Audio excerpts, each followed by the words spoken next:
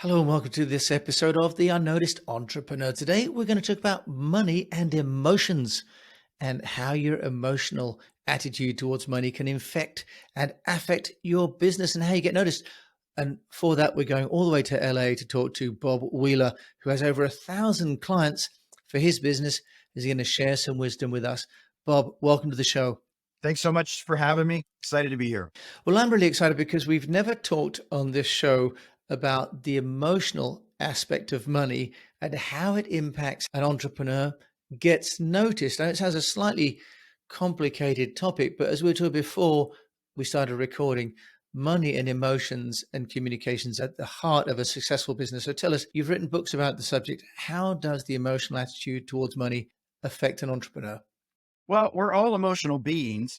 And so we're going to connect emotionally. You may have something that I want, or I have something you want, but at the end of the day, how are we going to resonate with each other?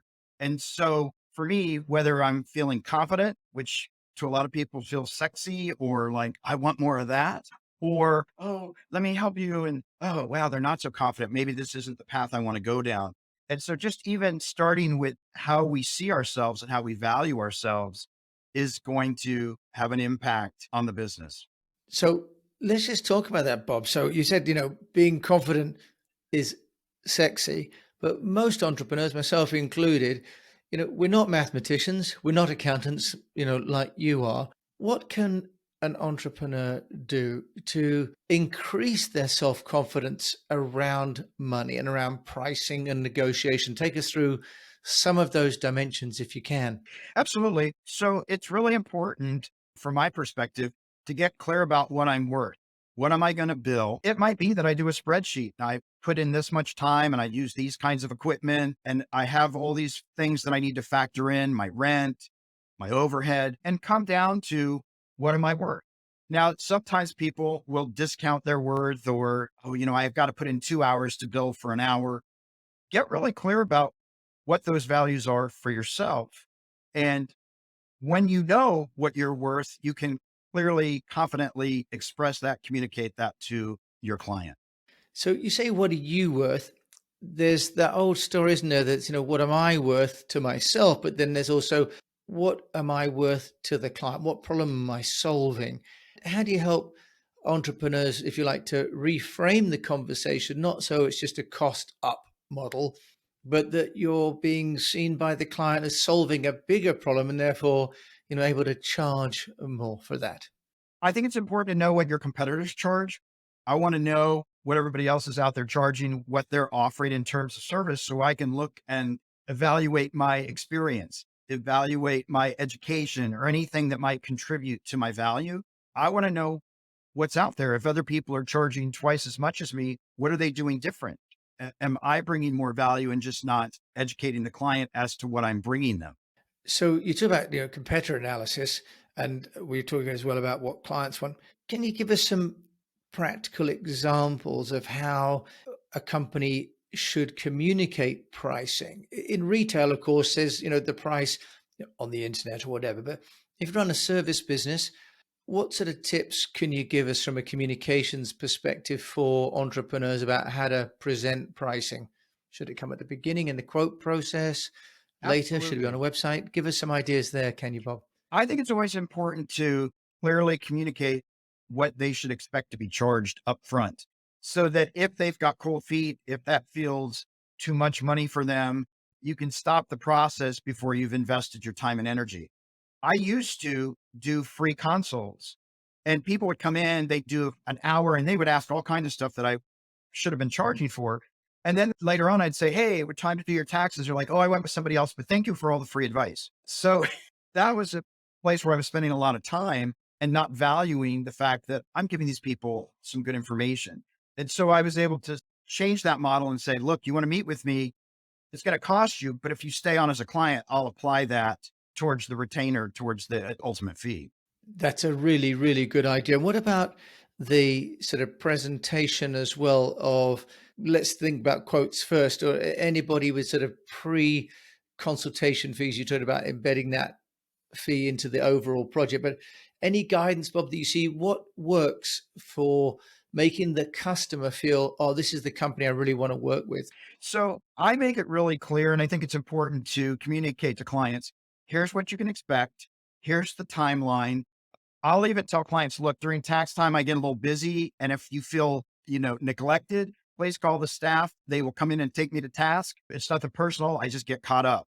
And so I try to lay everything out so that I'm managing their expectations so that they can say, okay, I could live with that. This doesn't work. I try not to overpromise because I find I'm going to disappoint. And so I think it's really important to say, this is what you can expect. This is the fee. If there's more work to be done, I will let you know ahead of time that there's going to be an adjustment to the invoice and you'll need to okay that before I move forward. So I try to keep people in the process the whole time. I let people know if you're confused about the bill or it feels too high at the end, let's have a conversation and we can go through it. I try to be very transparent and I really welcome the client being able to come back to me with me not attacking them or shaming them for questioning how I fill them.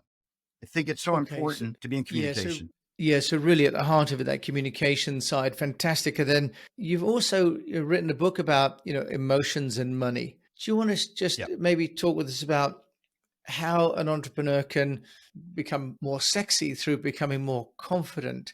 We talked about some of the tactical things. From an emotional point of view, how can you help an entrepreneur to feel more bullish about what they've got to offer? Well, I like making lists. I like writing stuff down because it makes my brain activate when here's what I'm bringing. I think it's important whether I'm not confident in talking to clients, then I want to learn how to talk better. I joined Toastmasters so I could speak because I could barely say my name without like having a meltdown when it came to public speaking and meeting people in a business setting. I was very awkward. So I did Toastmasters. I learned how to talk. Whatever those things might be that will make you a little bit stronger, go to the places that you feel fearful around your business and get used to it. Say, oh, I like when a client rejects my offer, I'm not taken out. Oh, okay, cool. We're not a fit. I'm not worried about it. I will sometimes meet with clients to decide if we're a good fit for each other because I don't want to waste my time and I don't want them to waste their time. So I'm constantly trying to figure out how can I make them know that I'm all about servicing their needs, but at the same time, not giving away my services, not undervaluing myself, and not apologizing that I'm here to get paid to do work to help you be the, best version of yourself. Bob, let's just also just think a little bit about pricing, can we? Because most of us struggle with, we talk about what you're worth and competitive pricing. Can you just give us some guidelines and, if you like, a way to stop underpricing? Because most of us struggle with that.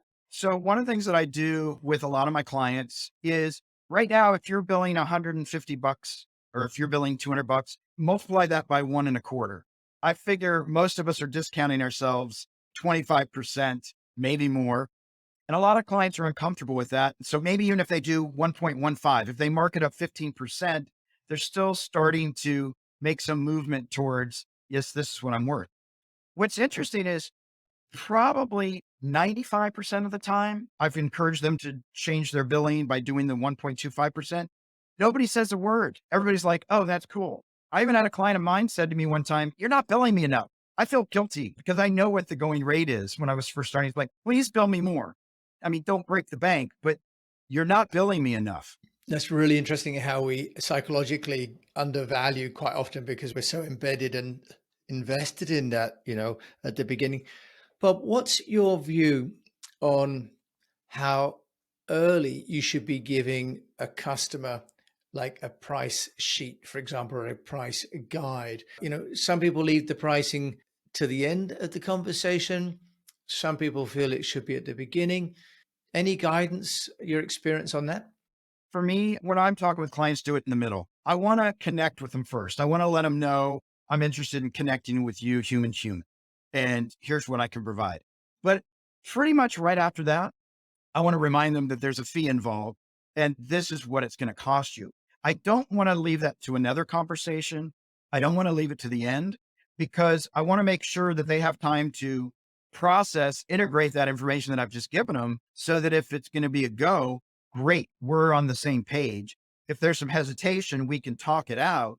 and then we can decide where we're going to go. But if I save that to the end, to me, that feels like a surprise ending, and it doesn't quite feel so good. I feel like I just got weighed. I was just a bait and switch.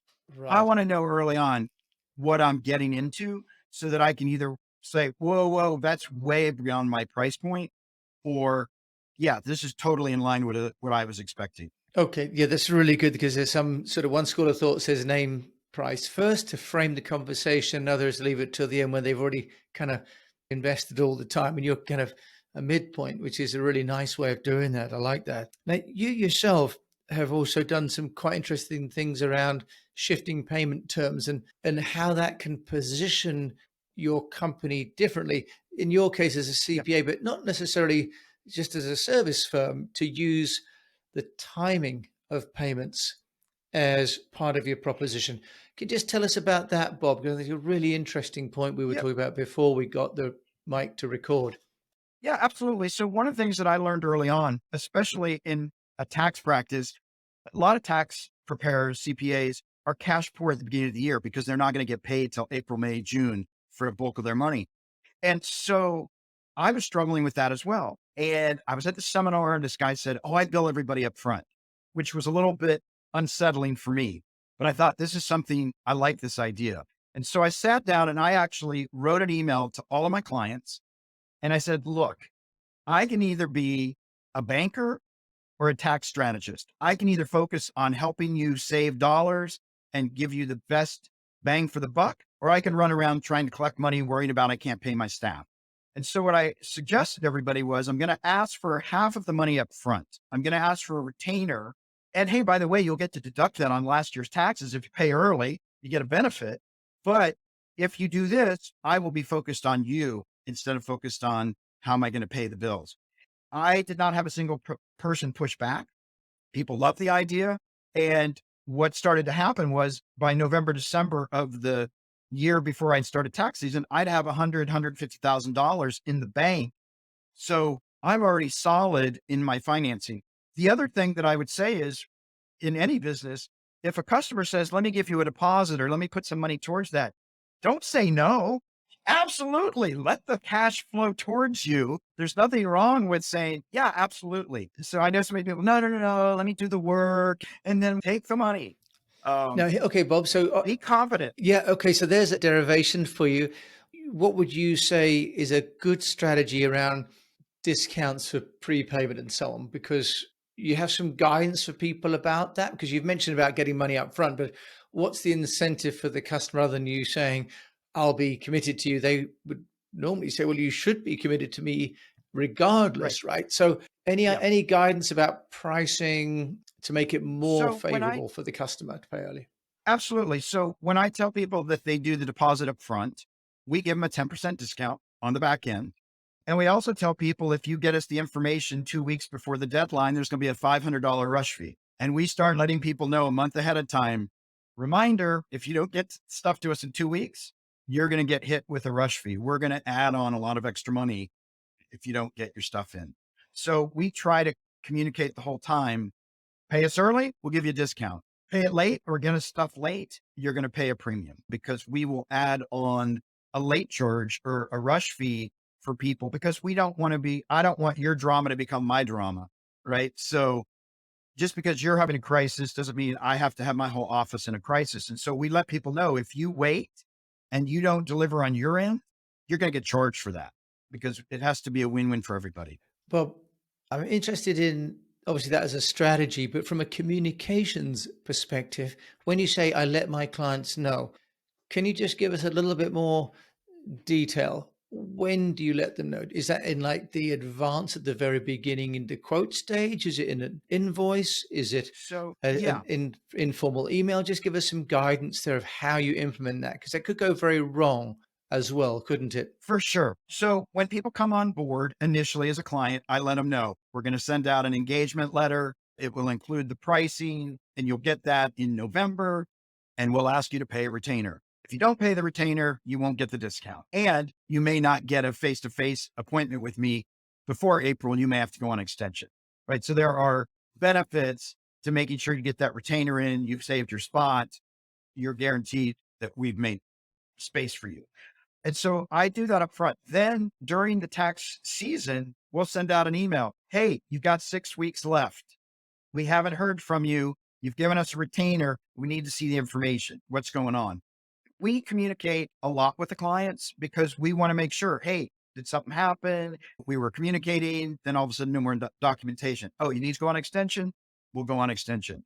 But we're in a constant communication with the client because people get emotional around money, right? And so they shut down when it comes to doing their taxes, or they might think they're going to owe money. So now they don't want to talk to me anymore until the last day. And so we're trying to stay engaged to let people know, hey, we're with you the whole way. We get that this can be emotional and we need to get it done. It's a requirement. You need to file your Yeah. taxes. So we're Well, yeah. communicating throughout. That's perfect. From a practical point of view, can you just share which tool do you use for your email marketing? We use, is it Chimp? MailChimp? MailChimp. Use MailChimp. I know it's an animal that we can track everybody. And then we also, in the accounting world, the tax world, there's a program called Office Tools that also lets us track and list and modify. We have like pro forma letters that we can send out. Okay, nice. So really systematized. Now, Bob, final question. You know, I love to ask entrepreneurs like yourself how you get yourself noticed. You've gone, built this practice. You said you're managing 3 businesses combined out of LA. How have you got yourself noticed as an entrepreneur, or got your own businesses noticed as an entrepreneur? I think the way that I get myself noticed is I engage authentically with my clients. People know that I'm going to bat for them. People feel that. People will tell me, look, I know, I get the sense that you're actually going to bat for me. I'm here to help people. And so I let people know I like people. I want to help you, right? If you work with me, I'll work with you, but it's a two-way street. I need you to be the team player so I can give you the best service, but I'm truly engaged. I follow up. I check in with my clients after tax season's over. I sent an email. I make a phone call. I know whose kid just graduated. Like I'm fully invested in the relationship. I'm not looking at it like a transaction. And I think my clients and potential clients can resonate with the fact that I'm actually there to be in relationship. Bob, that's wonderful. Look, and thanks for sharing some great advice. We only have 20 minutes, as you know, to cover such a huge topic. You've got a book, Mastering the Emotions of Money. And if you want to find out more about you and how to get hold of you, where would they do that? Best place is themoneynerve.com. That's nerve, not nerd. I both. I get on people's nerve, but I'm a nerd. Themoneynerve.com. And there's lots of resources, information. You can contact me through that.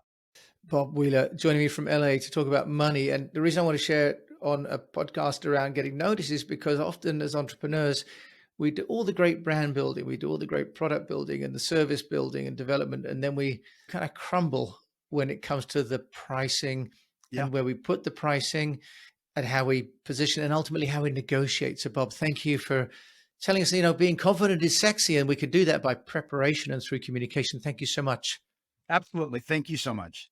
Great. Well, you've been listening to me, Jim James, on this episode of The Unnoticed Entrepreneur. And as always, I'll put all the links in the show notes. And if you've liked this, please do share it with a fellow entrepreneur. And if you've got a chance, rate the show on the player. Really all helps. Until we meet again, I do wish you the best and do keep on communicating.